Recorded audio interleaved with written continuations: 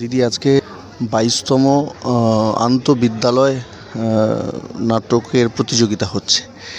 তো এটা 22 বছর ধরে চলছে। তার একটা অভিজ্ঞতা এবং আজকের এই অনুষ্ঠান নিয়ে কিছু যদি আমাদের বলেন। আমাদের এই দলের যিনি প্রতিষ্ঠাতা অমল চক্রবর্তী বা অমলেশ চক্রবর্তী, তিনি এটি শুরু করেন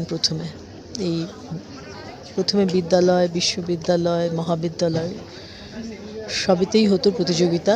পরবর্তীকালে এটা শুধু বিদ্যালয় হয় এবং ওর এটাই বলা ছিল যে আমাদের আরও একটা উৎসব হয়, গঙ্গা যমুনা নাট্যোৎসব, যে কখনো যদি আমাদের আর্থিক কারণে গঙ্গা যমুনা নাট্যোৎসব বন্ধ করে দিতে হয়, আমরা বন্ধ করে দিতে পারি, কিন্তু এই প্রতিযোগিতাটা বন্ধ হবে না। তার কারণ এই প্রতিযোগিতার মাধ্যমে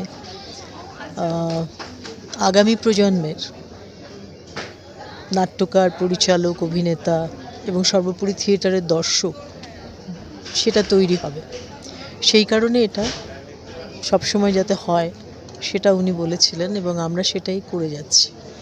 তো এত বছর ধরে আমরা যেটা দেখেছি যে আমাদের এখানে যারা প্রথম দিকে যারা অভিনয় করেছে তাদের এখন অনেকে পরিচালক হিসেবে এই মঞ্চে আসছে কাজ নিয়ে তাদের, সেটা আমাদের একটা ভালো লাগার দিক। এভাবেই যদি থিয়েটার তো এমনিতে মাইনরিটি আর্ট, ইদানিং দেখছি থিয়েটারের দর্শক অনেক বেড়ে গেছে। তো এটার মাধ্যমে যদি থিয়েটারের মানুষজন বাড়ে, থিয়েটারের প্রসার হয়, সেটাই মূলত আমাদের উদ্দেশ্য। এবং আমাদের এটাও একটা ছিল যে স্কুলে সিলেবাসে যাতে থিয়েটার না হয়, পাঠ্যক্রমে যাতে থিয়েটার থাকে, সেটা এখনও হয়নি। বিদেশে অনেক জায়গায় সেটা রয়েছে, আমাদের এখানে হয়নি। তো সেটাও একটা কারণ আমাদের, যে এটা যাতে ছোট থেকে যাতে ছেলে মেয়েদের মনে থিয়েটার নিয়ে আগ্রহ তৈরি হয়, তারা থিয়েটার করতে আগ্রহী হয়। এবং থিয়েটার এমন একটা ফর্ম যেখানে অনেক মানুষ মিলে তো একসাথে কাজ করে। এখন মানুষ ক্রমশ সেলফ সেন্টার্ড হয়ে যাচ্ছে, নিজের বাইরে তারা কিছু দেখে না, বোঝে না, বুঝতে চায় না। সেখানে এই যে একসাথে করার জন্য যে একটা অন্যদের সাথে একসাথে কাজ করার মনোভাব তৈরি হয়, সেটা একটা সুস্থ সমাজের পক্ষে ভীষণ প্রয়োজন। সেটাও একটা কারণ যেটা আমাদের মনে হয় যে এইভাবে একটা সুস্থ সমাজ গড়ে ওঠা সম্ভব। কথায় বলে যে ফিল্ম তোমাকে খ্যাতি দিতে পারে, থিয়েটার এই টেলিভিশন তোমাকে ধনী করতে পারে, কিন্তু থিয়েটার তোমাকে একজন ভালো মানুষ তৈরি করবে। তো আমরা চাই আগামী দিনে থিয়েটারের মাধ্যমে যেন অনেক ভালো মানুষ তৈরি হয়, যাতে এই পৃথিবীটা সুন্দর হয়। এই ছাড়া আর কি বলতে পারি। আচ্ছা, এই যে একটা মহৎ উদ্দেশ্যে এই প্রতিযোগিতাটা করা, আচ্ছা আগামী দিনে এটাকে অন্য ফর্ম, মানে ধরুন পশ্চিমবঙ্গের বিভিন্ন জায়গায় গিয়ে কারণ অনেক স্কুল হয়তো, যেখানে পশ্চিমবঙ্গের এত স্কুল, সেখানে হয়তো এই জায়গায় এসে সবাই পার্টিসিপেট করতে পারছে না। তো এটা শুধু এখানে হচ্ছে না, আমাদের যেমন কলকাতা জেলা এবং পাশাপাশি জেলার আজকে হয়তো এখানে হচ্ছে, আমাদের বেলঘড়িয়াতে আছে, ওই জোনের যে স্কুলগুলো সেগুলো ওখানে হবে।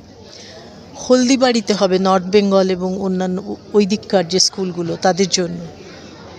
তো এভাবেই আমরা করছি। একটা সময় ছিল যখন সল্টলেক স্টেডিয়ামে আমাদের ঘর ছিল, সেখানে আমাদের ছেলেমেয়েরা আসতো, সমস্ত জেলা থেকে আসতো, সারাদিন ধরে হতো, থাকতো ওখানেই, খাওয়া দাওয়া সব কিছু হতো।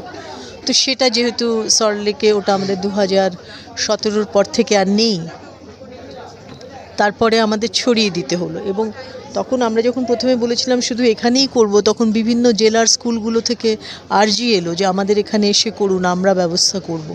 সেইভাবে আমরা করেছি এর আগেও অন্যান্য জেলায় গিয়ে। আপাতত এখন আমরা 4টে জোনে সীমাবদ্ধ রেখেছি। এইটা একটা হয়, তপন থিয়েটারে একটা হয়, বেলঘড়িয়াতে একটা হয়। আজকে যেটা হলো এখানে, এটা অ্যাকচুয়ালি হওয়ার কথা ছিল উত্তরপাড়া গণভবনে, কারণ পার্টিসিপেন্টস কোনো কারণে কমে গেছিলো, পরে আবার কিছু বাড়লো, তার জন্য আজকে এখানে করা হচ্ছে। আর বেলঘুরিয়াতে যেটা হবে সেটা 2 দিন হওয়ার কথা ছিল, বেড়ে ওটা 3 দিন হয়েছে। আরও অনেক স্কুল পার্টিসিপেট যেহেতু করবে, সেটা হলো। আর হলদিবাড়িতে যাব আমরা নর্থ বেঙ্গলের জন্য। আচ্ছা, এই যে মহৎ একটা উদ্দেশ্যে এই প্রোগ্রামটা করা, পশ্চিমবঙ্গে তো অনেক নাট্যদল আছে, তাদের প্রতি কোনো বার্তা যে যদি তারা এটাতে এগিয়ে আসে এবং আরও বেশি বেশি স্কুল পার্টিসিপেট করতে পারে? এখন প্রায় সমস্ত দল জানে আমরা এটা করি, সব দল জানে। তো আমি বলছি যে অন্যান্য তারাও যদি এখানে মানে তাদের মতো করে যদি এটা করতে পারে, কারণ এটা একটা স্কুল লেভেলে ছাত্রছাত্রীদের লেভেলে একটা নাটকের প্রসার, এটা একটা ভালো দিক, সেটার কথা বলছি। হ্যাঁ, আমি বলছি যে এখন অনেক দলই আমাদের এই প্রোগ্রামটার কথা জানে। তো কেউ যদি করতে চায় তো করতেই পারে, অসুবিধা তো নেই। কিন্তু তারা করবে কি করবে না সেটা তো তাদের সিদ্ধান্তের উপর নির্ভর করে, তাই না? আমাদের এই সিদ্ধান্তটা বহুদিন, আমি বললাম, অমলেশ চক্রবর্তী তৈরি করেছিলেন। উনি এটা বলে দিয়ে গেছেন যে আর্থিক কারণে ওই উৎসব বন্ধ হলেও যেন এটা বন্ধ না হয়। তো আমরা এটা করে যাব। কোভিডের কারণে মাঝে 2 বছর শুধু হয়নি, ছেলেমেয়েরা আসতে পারবে না বলে, তাহলে চলছে এই আর কি। অনেক ধন্যবাদ দিদি।